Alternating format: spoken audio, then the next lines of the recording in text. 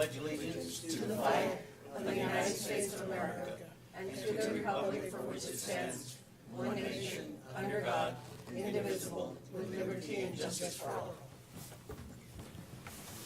Roll call. Mr. Smith? Here. Ms. Salcha? Here. Mr. Lindemann? Here. Mr. Ramos? Here. Mr. Burry? Here. And good morning, board members. Thank you for being here. Another important meeting that needs some administrative addressing, so we'll get right to it. And Ms. Samaniego, we're... Good morning, board we don't have members. anybody who wants to address the board, do we? No, sir. All right. Sonia. Good morning, yes. She's Good gonna morning, address Susan. everyone. And thanks for being here to basically take care of the annual financial report that business office has to submit prior to the 15th, and that's why we had to have this special board meeting. So first item on our agenda is obviously an update on DHS construction. I was there this morning and did a walkthrough, and I will report that I was very pleased with the progress towards completion of the entire project. I will say that if we have an opportunity in the next couple of weeks to invite you to do a site visit so that you can see from last time to this time, the Building R, which is the cafeteria that we've been talking about for months, most likely there will be temporary C of O issued by the city with the two pending items that they were working on, which was the mop sink.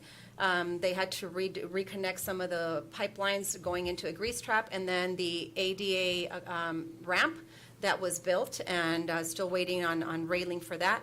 So once the city does the temporary C of O, then the architect comes in on Friday. He is scheduled to do a walkthrough, and hopefully he can then issue his C of O with substantial completion for the cafeteria.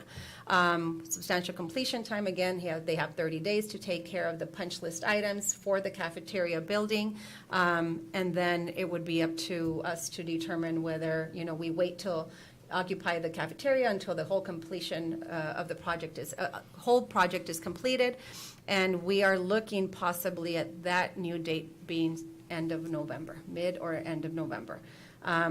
But I walked every building, and I was very pleased with things that, I do a site walkthrough weekly, and since I was gone last week to attend the conference, there was just huge progress being made, including the building that had some leaks, which is Building B. And they have they're at the stage right now where they are painting the walls. There will have a cleanup crew coming in and cleaning up Building B. So it'll look like as if nothing ever happened. So I was very pleased with everything that's happened. The future parking lot, which is next to the gymnasium, even has the gravel that was laid out, and it looks all very nice. Just a comment coming from some staff members is, we got to do something with the gymnasium now, or the gym, so make it look nicer, at least paint it, and I know we've had internal conversations about upgrading that gym, at least doing a facade so that it looks nicer. The architect will be here Friday. We will do a walkthrough with him and provide more updates as we come along. And I know there was some discussion at last meeting with change orders or the moving of the equipment, so I don't know if the board had any questions on that. Before we get into any of that, to be thorough, before we get into discussion by the board, talk about the schedule, if you have one, or any future moving of any kind prior to what we had said, but that we did give you the unilateral discretion in there to do something earlier if you wanted to, but can you talk about Yes. a schedule, or if you have any plans to move? So originally, if you remember, with the information coming from AMP and the timeline, we had said we would occupy around fall break, right after fall break. That was our plan. Mr. Pineda and his team have a transition plan that we presented to the board, and Fernando said that during the first week, we would occupy the kitchen, we would serve the kids inside of the cafeteria, but not fully utilize and operate all the equipment in the cafeteria. So for meal prepping, the meal prepping will still be done in that first week at Joe Carlson. so that the staff has a period of 2 weeks to really get acclimated into the new cafeteria. Week 2, they would be fully operating all and meal prepping in the cafeteria, serving kids. So that is still the plan, you know, a 2-week transition plan to get in the cafeteria when the cafeteria is ready. And I feel that, you know, I can make that recommendation to the board and saying, we don't have to wait till, you know, let's say end of November or beginning of December. So that would be operating the kitchen, fully utilizing it in a 2-week transition time. Now, the other question would be of the equipment being ordered, the new equipment, because as you recall, we left the equipment right where it is. We are we'll be ordering new equipment, new ovens, and those would be installed once they would come here, and I think that would have to be done on a weekend once those new equipments come in, so that we don't have any interruption of services if the board says, okay, we're ready to occupy the kitchen.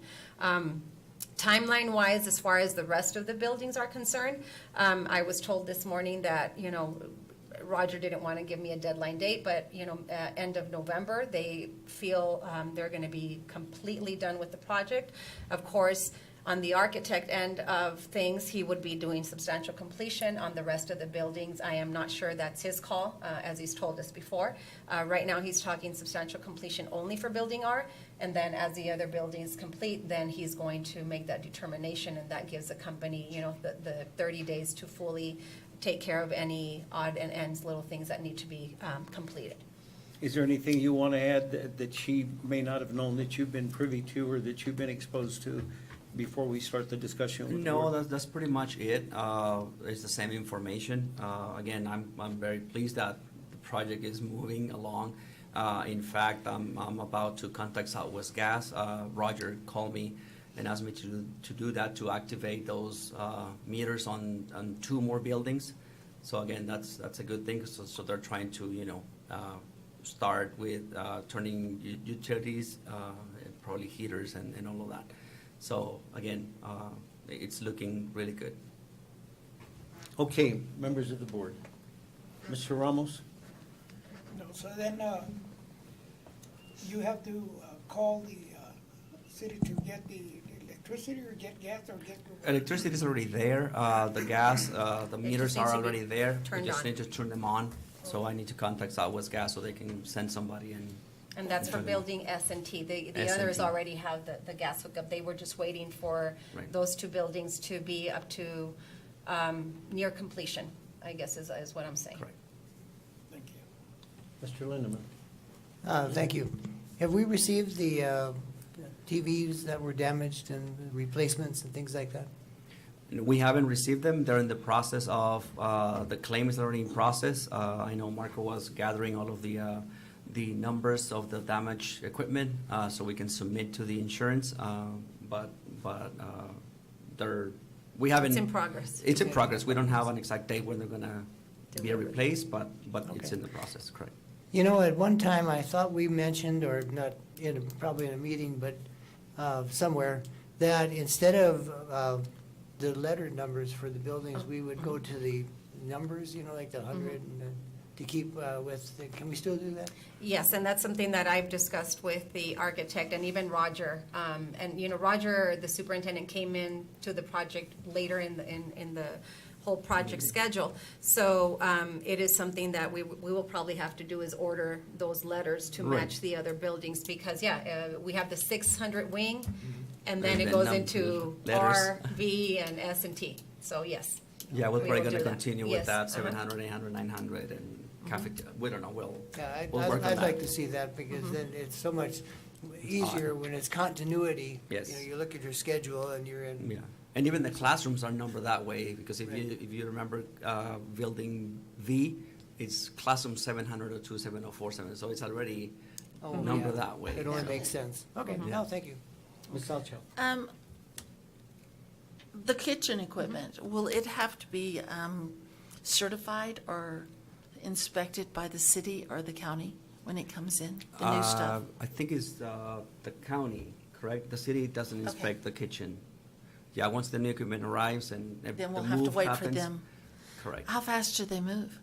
Well, it depends. Sometimes we're lucky in a week or two, sometimes up to a Okay, month. so but- it's not like we're gonna have to be a month out when those new ovens and things come, is it? The only thing is that we still need to make the orders, so that equipment is still pending, because we're waiting on the architect to tell us if we have the right utilities. Everything's done, the quotes are there, but I mean, we're just waiting for it. Okay. And that will, I Get the think, be order. Waiting on the finalized by architects. Friday when he comes, Fernando, because he will, when I spoke to him this morning, he has been talking to the different vendors. And so on Friday, when he comes, that should be finalized so that you are well aware of what needs to be ordered and we can process that. Fernando, in case there's any more exchange, why don't you come up to the podium? That way, it's on the record, it's recorded, and also we can hear you better, and the public that might be viewing can see who you are and be fully informed about what you have to say, that rather than standing in the back and just a voice, okay? All right? Okay, Ms. Salcho, That was all. was that it, Mr. Smith?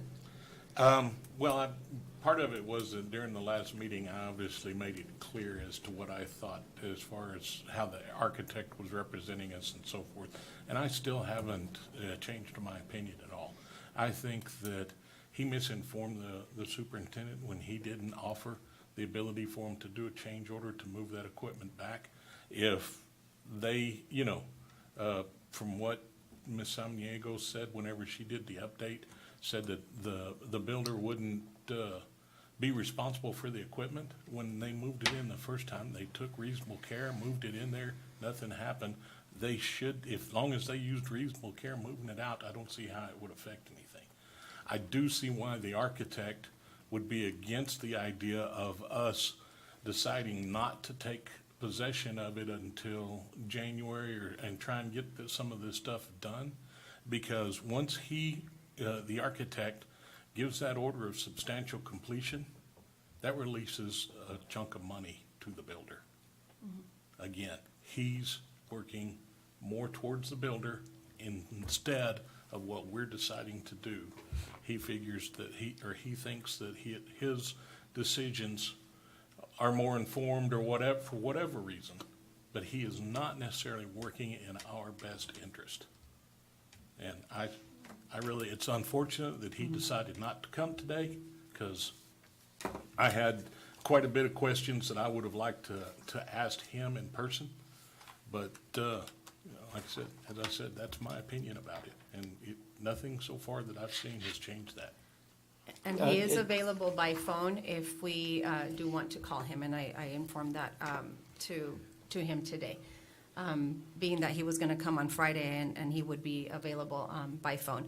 And I do want to just give a little bit of background. When the whole discussion took place at the board about, where we are at with the new issues in Building B and all the leaks that took place and did a setback, we had a meeting, and for clarification, the information, we meet once a week, if not twice a week as a team. And after that board meeting, when we said the board made a decision and, kind of gave the architect till January and take your time, do it well. And let's plan on moving the kitchen equipment. So we left that meeting with that understanding. After that meeting, we had our own meeting, and that gave, I guess, the company, Adolphson and Peterson, time to think about what that impact, would have on the project or on their liability. And so the conversation that we had was just notifying me and Cesar that if we moved in that direction, that was totally our discretion to do that. But we would, they would issue us a letter written by their legal counsel. And so that was Adolphson and Peterson saying, if we decide to do that, there is a risk of the building not passing C of O because it would not comply with the permitted drawings. Not all equipment is in place per the contract permitted documents. They should anticipate the possibility of having to pull a total new permit and submit new drawings with county when new equipment is purchased and installed. And 3, the district would have to totally go on their own because AMP could recommend some subcontractors to do it, such as MMP. They could provide recommendations, but they would want to have clear direction to us that they would have their contractual responsibility would end with the original kitchen installation. That came from AMP, the draft letter that legal was working on. And then at that meeting, of course, I asked, the architect, because when he came to the board meeting, I think we did ask him, and he says we could order new equipment, we could, have it installed and all of that.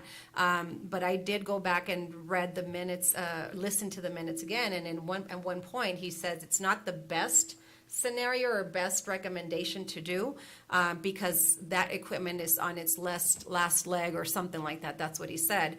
And it was, removed carefully. There was a little bit of damage, but they fixed some of the, legs. It wasn't like, ovens got damaged. It was the legs where they were standing on. So based on the conversation that we had with the individuals who are, leading this project, and I also consulted with our attorney who, Cesar and I have met repeatedly over this project. That's when I said, if we move the equipment and it becomes an issue where it even sets us back further, because we're going to have to get a new permit, because we're not, the old kitchen is not going to be up to par with the new standards. And, Fernando didn't have a concern over that, because that kitchen recently, you said it within the last 6 months, it was inspected. So taking into consideration all of those things, I had to, discuss with my team, and I discussed it with Fernando, and I said, at this point, I don't feel comfortable making, going along and removing this equipment based on what happened in Building B. We know that we can purchase new equipment, and the reason we never purchased new equipment to begin with, if you recall, is because the budget was very, very tiny for this whole project. And so we had to spend every penny on the top priorities. And so the kitchen equipment was, it was still in good standing. It could operate for a couple more years. And if there was money left over with the initial budget, we were going to buy new equipment. Once there was, additional funding that was provided to us, that's when Rob said, hey, if you guys decide, you guys could order new equipment, and have it installed once you're operating. That can come later. So based on those two pieces of information and guidance, along with our attorney, that's when I, made that decision to not remove the equipment, because I felt it would really set us back, based on the information that I had. Of course, I'm not the attorney, but I did consult with the attorney, and he did. I shared all these documents that I just read to you. And he said, well, under the contract, the terms of the contract that AMP was guiding themselves through, is that their contractual responsibility was that the initial equipment was done, it was installed, all permits were issued, all inspections were cleared. With that, we remove everything, and then we're kind of on our own. And that's where I made that decision. But Rob is on the phone. We could call him if the board chooses to, and we could, Mr. Smith can ask questions, or any other governing board member too. Yeah, Ed, before we get to that, do you have anything else regarding the cafeteria itself for Fernando? You're still with the plan, right? Whenever we can occupy, it would be utilizing that transition plan that you have already discussed with your staff. We're just ready We're for ready. that. They're ready. Yeah, we're just waiting for the time to come, so we can move forward. So when we start doing the transition over there, once the architect issues that certificate of substantial completion, that's when we're going to take, or we plan on taking possession of it and start moving or doing the transition of moving the stuff in? Is that correct? Well, there is no moving of any equipment at this point. The Okay, so transition would be the staff, transition, start transitioning utilizing. over. And once the new equipment comes in, whenever that is, then we'd make that transition so that there's no interruption of services in So the kitchen. that transition is taking place during the same time that the builder is going to be doing the punch list. So there's still going to be construction going on while you're moving your staff in and while students are utilizing it? Well, that would be something that I Yeah. would bring to the board. Once I know it's substantial completion time, I can always have a special board meeting and update you, and then you guys can make the decision whether you say, okay, we're ready to occupy as they're taking care of these punch list items. Or we wait till the punch list items are taken care of, and then you allow us to move in. And Anna, if I may, if I remember correctly, the architect also mentioned that the punch list can be done during the On weekends. weekdays. So it That's right. doesn't affect the operations of any during the day, during the school day. Well, if we limit them to the weekends, that, the thing is, they've got 1 month to Yeah, complete the punch list. And so, yeah, we can try and get them to do as much of it during the weekend. Yeah. but I that think may we be- also said afternoons. afternoons So, correct. Yeah. and weekends. The way that we had structured the last meeting, that we had decided, and it was recommended, that we don't have any plans at all or any ambition of moving into that, any part of that until after the holidays. So that it would avoid moving, construction still going on, as you just mentioned. And however, we did say that if it was feasible in that interim, that the administration would have the discretion of moving as they saw fit, of course, in conjunction with the architect, if it were part of the contract and it didn't impinge on any part of the agreements, right? So if you're talking about moving in now and prior to what we had said and exercising that discretion, you keep saying you'll come back to the board, and I don't blame you. I would come back to the board and let them put the blessing on it.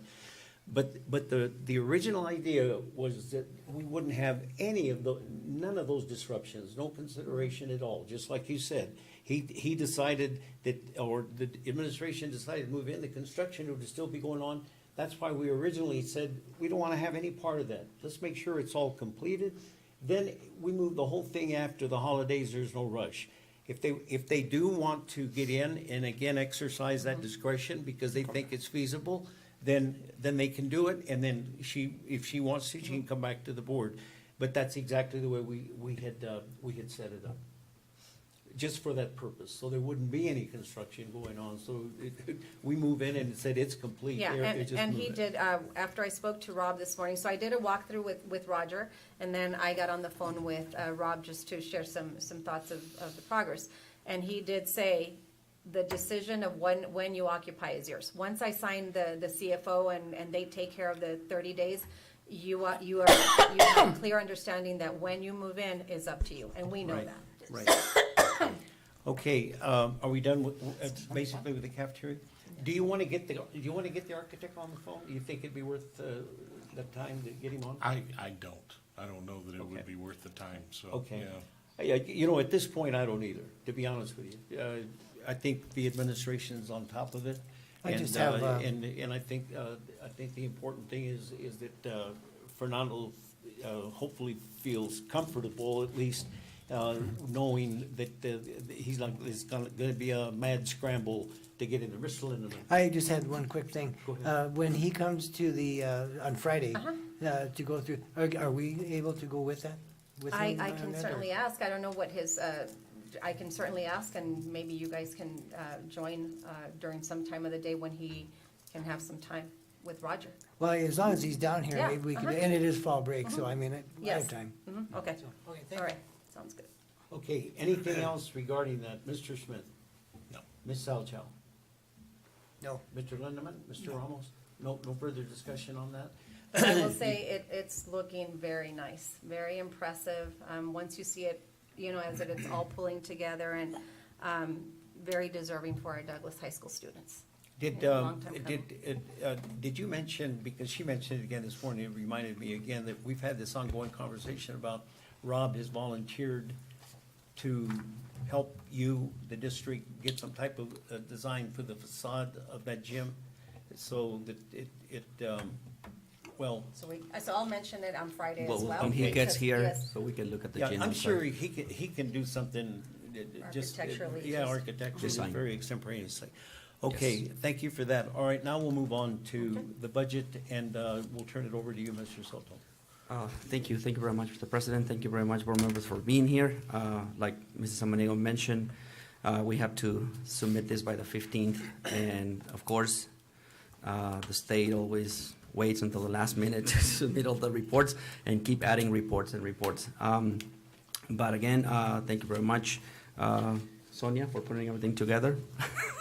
And now, as you can see, now we have 3 big reports: our regular annual financial report, and then we have a report that is just a simple one for the cafeteria food service, and then the other one that it's the site-based report, which basically what that means is you see the AFR is like a summary, and then the site report, which is a lot thicker, it just detailed by school size or district office expenditures of the whole AFR. The main thing, of course, the front page, it gives you the numbers of how much was spent on maintenance and operations, the $25,232,301. Classroom site funds, which is the 301 monies, that is the monies that were given to the teachers. As you can see, it's almost 3.3 million. And then the unrestricted capital or the stuff that we use to purchase capital items, vehicles, computers, and stuff like that. If you have any specific questions, again, I know the report is very long and detailed, but I don't know if there's something that you might want to talk about specifically. Before that, Mr. Barron, I think, Sonia, there was a correction on Yes. a line item. On the food service report, there was just a change in numbers, that it's a la carte and snacks. It was an updated one, that it went from, I think your report says 7,887, and it's now 8,557.73 cents on the a la carte portion. The snacks went from 30,312 to 31,525. It was just an updated that we got from Mr. Pineda this morning, so we had to do that. But after that, it doesn't, affect any of the numbers anywhere else. Everything stays the same. Correct.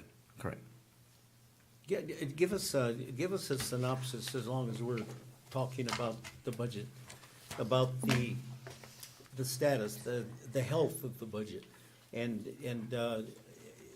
so that the board has a good understanding about finances, revenues, expenditures, and what they look like.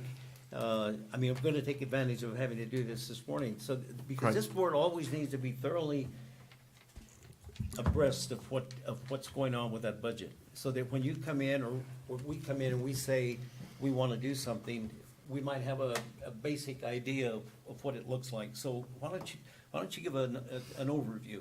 An overview, Yeah. okay.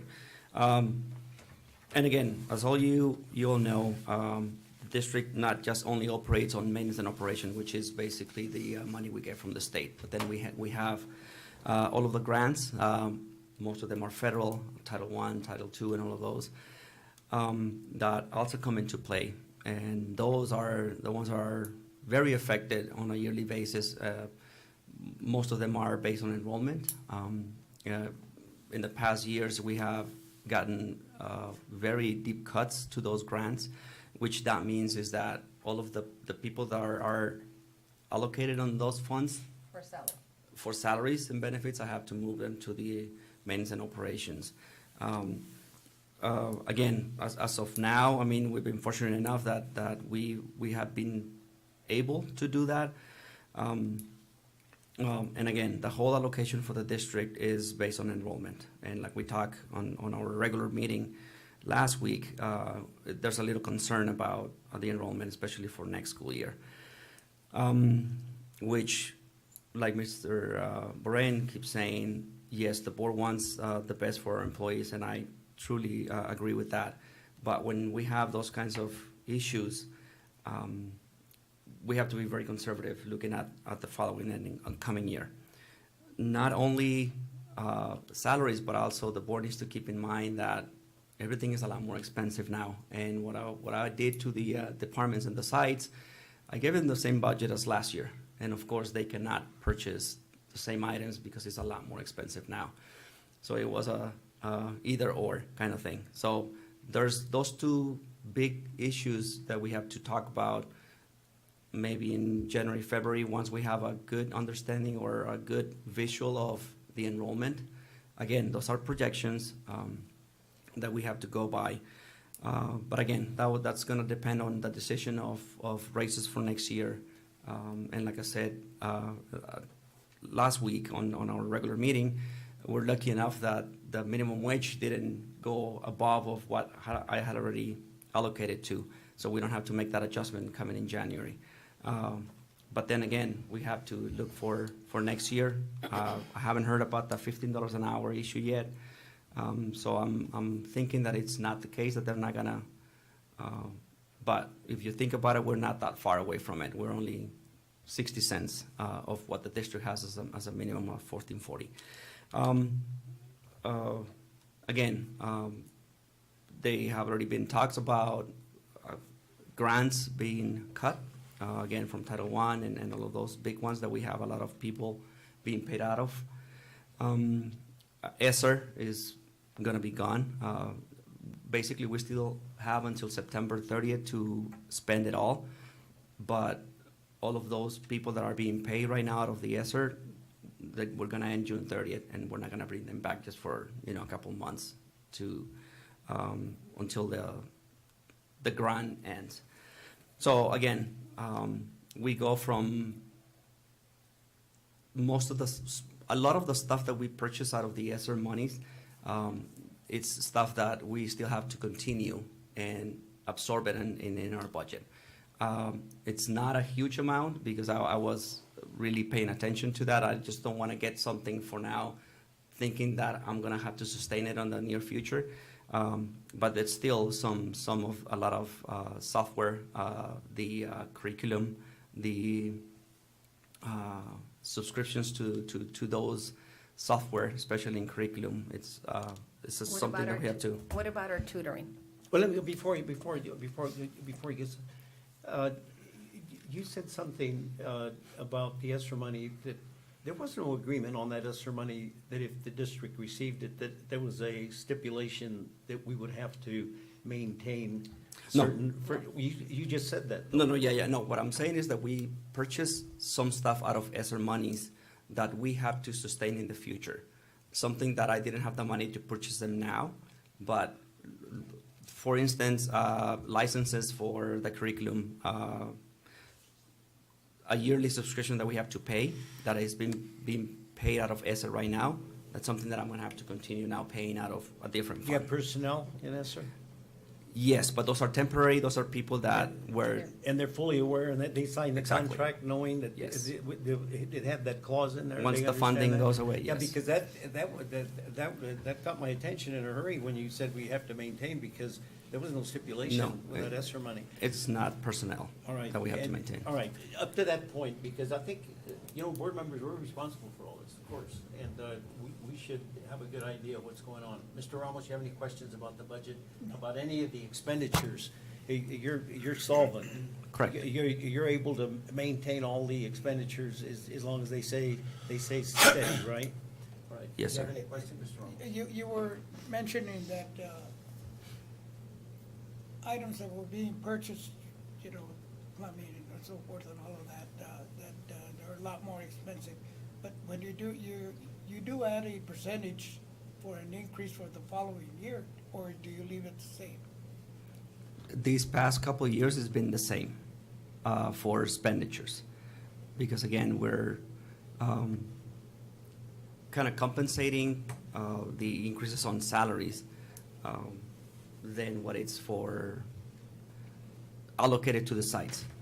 But when I sit down with principals or with the directors and supervisors, that's what you have allocated at this point. But then when I do revisions to the budget, and if there's a way that I can add more, then I'll add more. Or if there's special purchases that they have to make, or stuff that they have to get and they don't have the budget for, then I allocate the money.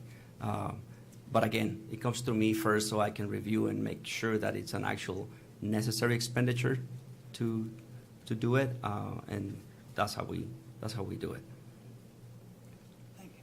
Mr. Lindeman, you have any questions on the question? I just had one quick question. Are we gonna run into a shortfall if we have to do the, like you said, the extra expenditure of those buses or something like that? No, that's money that is allocated already on the vehicles line. And again, if you remember, that's capital. That's a different fund where I do have enough money to Okay, to make those purchases. Yes. thank you. Ms. Salcho? What did you mean by the licensing for curriculum? Could you be a little more specific? I mean, probably Marco, because he's the one that has been working on that, but we have to have a certain numbers of licenses for our students to access that Oh. curriculum. Okay. Does that So- make so sense? For the if I- online? If I Yes, may, the yeah. online. Okay. So Yes. some All of right. the newer curriculum that we purchased is not only textbooks, so we got some licenses that Okay. kids can access it digitally, and that's where. I wasn't comes the sure if you were license, yeah. talking about that or Yeah. something Yeah. that, an agreement with Vail or. Yeah. No, it's Okay, just the that's- adopted That was my curriculum. only question. Mr. Smith? I don't have any questions. Mr. Ramos asked the question about the pricing, and of course, it's understandable that everything's increased. Right. In the purchasing, you stay pretty much with the contracts, you stay pretty much with the cooperatives, with those established vendors that you use, right? Correct. If you deviate from that and you go to something that is not an established, because we know that they're competitive per se, right? Correct. So if you deviate from that, then you have administratively, and of course by policy, but not this thorough, that there's a process that they go through if they have to go through an emergency purchase. Correct. Or a sole source, right? Correct. And it has to be definitely justified. If it's any purchase away from any established vendor, correct? Correct. All right, that's important. The Yes. other thing, and by the way, you are designated by the board as the sole source, which goes hand in hand with the emergency purchases, right? You're the emergency officer by statute and state board rule Okay. in procurement, right? All right, just to make that clear. So the other thing I want to ask you is, the revenues for this year are going to be able to sustain all of the expenses that you have encumbered through the rest of the year, right? I'm not gonna ask you about a carryover, but your concern now, because of what she's gonna talk about now, enrollment, is that the coming year is going to be dependent on all of the dynamics that take place now for next year, correct? Correct. All right, so the board needs to know that we're okay till the end of the year in this budget. Yes. Because it was based on everything from last year, but now we have to be concerned. All right, Anna, go Yes. ahead. on. Yes, well, what I was saying as far as ESSER two is some of the things that we did, for example, tutoring. Right. Came out of ESSER and tutoring, as you know, Ms. Jana. It was a Title I expense, but we were able to use some of that Title I money more for salaries and allow ESSER to do some of these other things. So these are the things that we are considering that we're gonna have to keep sustaining, and that's what Cesar meant, like tutoring. We have to have tutoring, that will have to go back on our M&O budget. As we have been informing you, the decline in enrollment, and I will like to tell you that every district superintendent that I've been talking to nationwide, even at this conference that I went to, is a significant decline that every district is seeing, no matter where. And so, oftentimes you think, it's a unique, rural town issue or border town community, but it's not. A lot of the districts are facing this. So our definite enrollment, however we end and how we adopt the budget for next year, is going to affect that total budget that we have. And many of our, I think, Title I dollars are already being spent towards, salaries. Some districts are using every single dollar of their title grant money going towards salaries. And then the M&O budget is having to cover some of those other things that, Title I could pay for, such as tutoring, some professional development and things like that. So districts are having to expend every penny of the Title I dollars to use for salaries. whenever you do raises, and we've been talking about wanting to do, the best that we can to provide raises, that is something that affects, drastically the grants, not just, M&O. So once we know for sure where our enrollment is, I think last week we got another update. It was at 3482. 34. Is that what I saw? 70. Yes, I think so. And Around so at last meeting, or on Tuesday, I don't know what Denise reported, if that was the number that it yeah, was that was the reported. number. So clearly, under the 3,500, which DUSD had not seen in many years. And so that, in terms of money, is about how much? I mean, just based on how you adopted the budget last year. Oh, We're it's looking at about 500,000? it's a little bit more. More, Right right? now, it's a 750,000 decreasing enrollment. Yeah. I want to ask on it. Do you feel that in the future we're eventually gonna come to a point where we're not gonna be losing so many students? Or is this going to be a steady decrease every year? I don't know, Mr. Ramos, and I mean, my own personal opinion, based on, the expansion of the port of entry, that was the whole idea behind DHS expansion. Mr. Lindeman has been very vocal about, it's not only the high school, but our elementary schools. And so once, do I foresee that this will be a yearly thing of decline? I hope not, and I hope that once that border expansion gets completed, there is an increase of people moving to Douglas, people staying in Douglas. And from the information on the exit surveys that New Student Center has done, I would say, without having the report in front of me, at least 90% are people just moving out of town. And so that is people finding jobs, relocating to another city for various reasons. So what I foresee here is growth, but the growth is not gonna be, next year. And so the issue that everybody is facing is definitely a factor affected by ESSA. And it doesn't affect us more here, but, more so in the Valley and Tucson, because there's a lot more competition of schools. So a lot of those districts are losing their kids to, to charter schools or to the private paid schools more so than we are. The rural school districts, border town communities are not really facing that challenge of losing kids because of the voucher.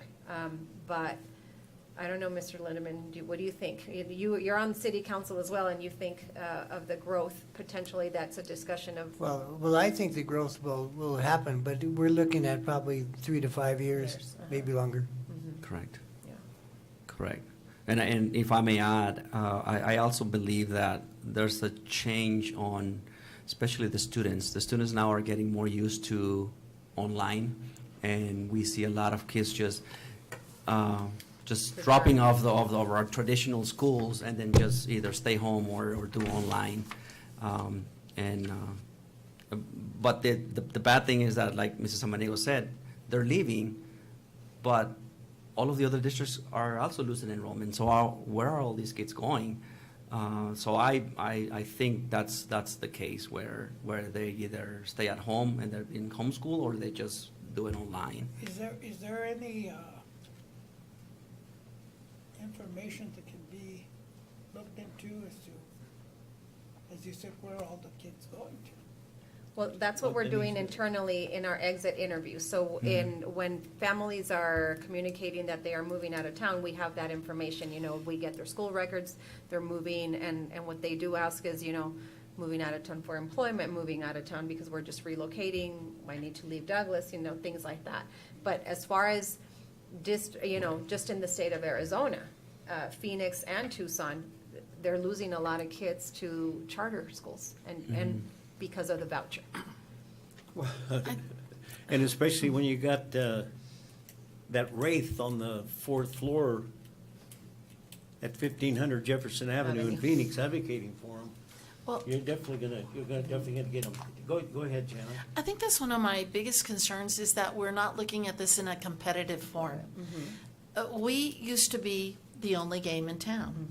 And when charter schools came in, I don't feel like the district, and as a teacher, that we worried about it so much. That was where students went that sometimes left the district under unfortunate circumstances. But now it's a competitive game. Yeah. And, you know, I think the exit surveys are wonderful. And I think that Mrs. Cox, or I believe Mrs. Cox said out of 300 that was sent out, 150 were returned. But our parent liaisons at the elementary schools and the middle schools and even Douglas High School, their job is to connect with that parent or those parents. And even 5 phone calls a day to those numbers that we still have on file might give us even more information, more data that we need. I'm still so concerned about this. Yes, and let me give you an update on that. So I believe on Thursday, Alma, or Friday, there was a meeting held, at least with, I had Denise meet with all of our parent liaisons and school secretaries. So there was a meeting good, held good. on Thursday because I'm taking it to the next step. And you are right, now it's competitive. And what I'm gathering now is, I don't believe, just from what I have observed, and not that I've got data from each of the charter schools, but they're not increasing their enrollment that much to say where it's saying, we're taking, DUSD kids. And so they're losing and gaining some, but I want numbers. So I'm going to be getting that. So you're right. Now we're looking at this competitively. And something too is, I still say, and I will continue to say, we need to put our strengths out there. We have excellent teachers. One of them is sitting right here in our boardroom. I mean, she's the best. We have a potential state teacher of the year in our district. Let people know. I mean, I would rather my child be taught by somebody with those qualifications and that behind them than to say, well, yeah, she used to work, or he used to work, in the public sector, and now he's come over here to work, which a lot of the teachers are at other entities outside of the Yes. district. That we still are, we want highly qualified people. Yes. Just It's selling your story. And selling, so, exactly.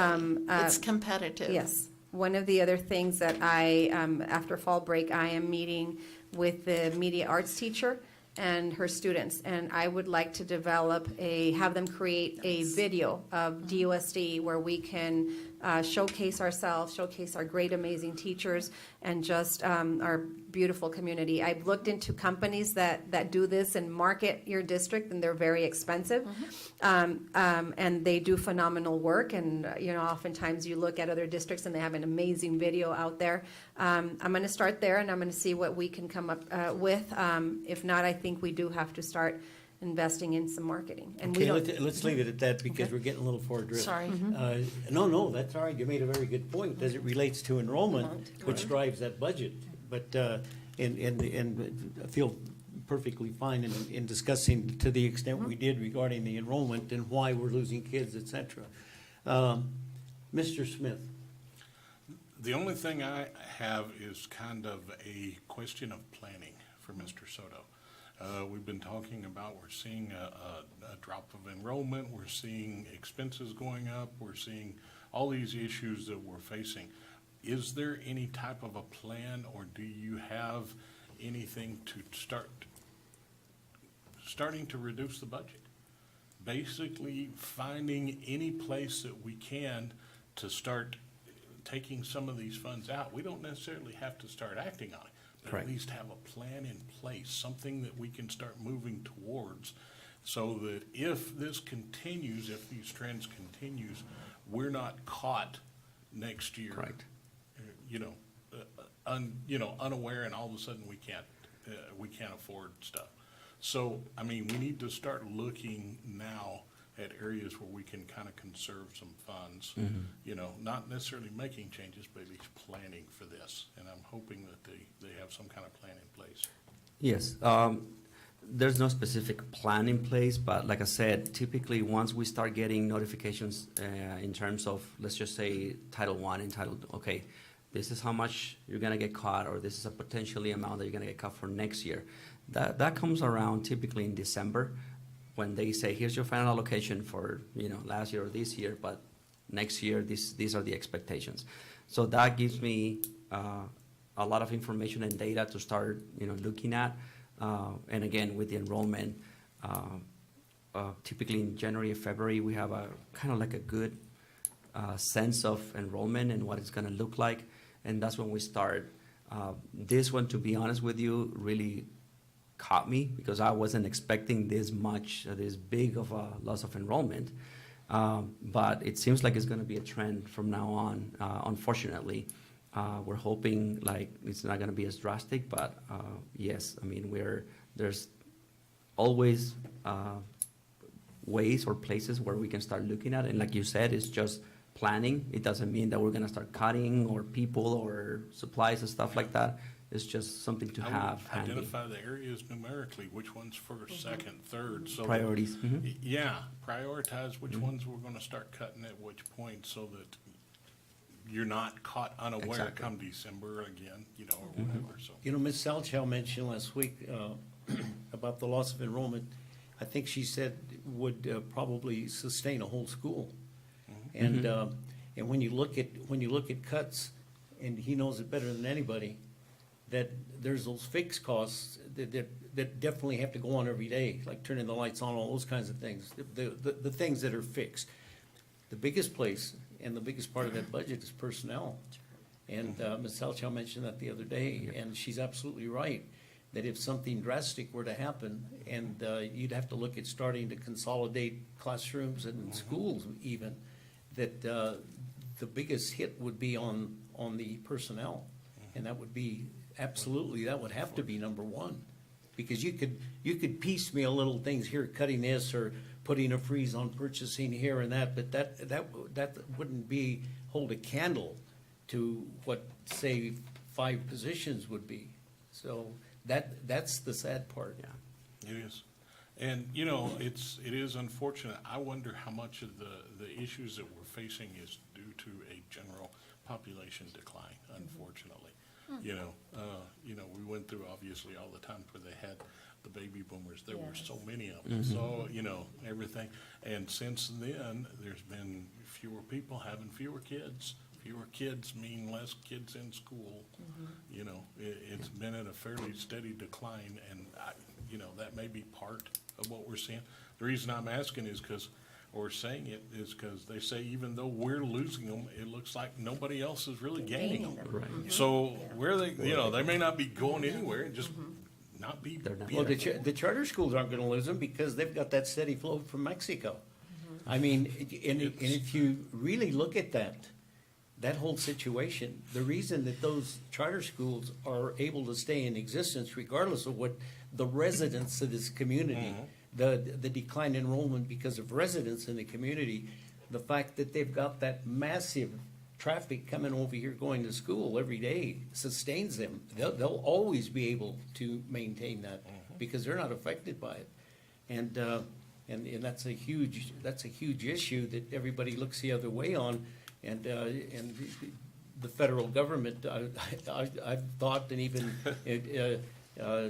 and it's not illegal crossing, it's legal crossing. They're coming over here legally. Even inquired some time ago whether the government could stop school-age children from coming across that border by themselves during the school hours. And of course, the legal opinion was absolutely no. So, okay, Ms. Salchow. I was just going to say, in regards to what I was talking about, selling ourselves, putting things out there, research shows that face-to-face communication, children learn more than they do online. But all you hear is, oh, online, it's so great, because we become a very computer-aged, population. But face-to-face still, and we offer that, and that's huge. That is huge. So I think that should be considered. Yeah. Mr. Lindeman. No, that's fine, I agree with Ms. Salchow, that we have to do a better job of putting forth our strengths. Mr. Ramos, last word on that? I just wanted to add, I just hope we don't come down to what happened back in 2009, 2010, when the interim superintendent wanted to shut down Rainbow Rain, and that would alleviate, and I said, we can't do that. possible, and this is what I'd hate to see, is ever to have to close down one of our schools. Yeah. I hope you're looking into how you're gonna keep them all open. Yes, yeah, absolutely. That's the goal. And if you remember, because I remember vividly when I started working here back in 2012, that was one of my first tasks. Look at what school we're gonna close, and I'm like, and yes, I mean it's a challenge, and it takes. Think about how the whole community is going to be affected by shutting down a school. Now, again, fortunately, we do have, the plan is obviously to keep all the schools running and open, and there's. Don't start talking Yeah. about closing Yeah. schools. No, Yes, I know. I was And gonna to get back on- reiterate- Let's get back on the budget, yes. Let's get And- back on the budget. Yeah, I was Yes. just gonna say, and to reiterate, I never said anything about closing a Yes, school. no. Yeah. But when you look at 300 students, that is the equivalent of Of one a of our school, elementary correct. schools. And that was Correct. because of But loss that's of not- enrollment. Because of loss. All right. That's let's- not up to. Okay, this let's get guy. back But, on. okay, again, so that's. As presented. As presented, if you guys have more questions, this is our annual financial report for 2023. And will be submitted once it's approved. Yes, once approved, we'll submit it to ADE for approval. Okay, Sonia, anything you want to add? Entertain a motion to approve. I move to accept and approve the annual financial report. Is there a second? Second. By Mr. Ramos. Any further discussion, members of the board? Roll call. Mr. Smith? Yes. Ms. Elcha? Yes, Mr. Lindemann? Yes. Mr. Ramos? Yes, Mr. Burry? Yes, and Sonia, thank you for all the work you do, seriously. You do a lot, and you and your staff. There's a lot involved there, and you know, people always look at schools and they see classrooms and they see football teams and all the cheerleaders and activities and kids going back to all the traffic going in and out of those schools. They don't think about the finances. They don't think about the business department, which is huge. And that's, it's major, and it takes good people to ensure that we stay on the right track. And we thank you and your department every year. You guys do a great job on that. All right, anything else? Did you want to add No, anything? or- again, thank you. I know with the whole ESSER extra funding, it brought in a lot more work, a lot more reporting. So I know that will make Sonia very happy when that goes away. But as far as the reporting, not that we're losing, all that extra funding. So thank you, Sonia. Anything you want to add? Thank you. No, thank you Okay. very much, board members. Thank you, Sonia. Yeah. Okay. That's it. Entertain a motion to I adjourn. move to adjourn. By Mr. Lindemann. second. second. By Mr. Ramos. Ms. Elcha? Okay. Oh, Ms. Sorry, Salcha, I'm yeah, sorry. I beat I'm you. sorry. No, that's good. That's why she's the arbitrator. That's why she's That's here. right, parliamentarian. All those in favor signify by saying aye. Aye. All those opposed?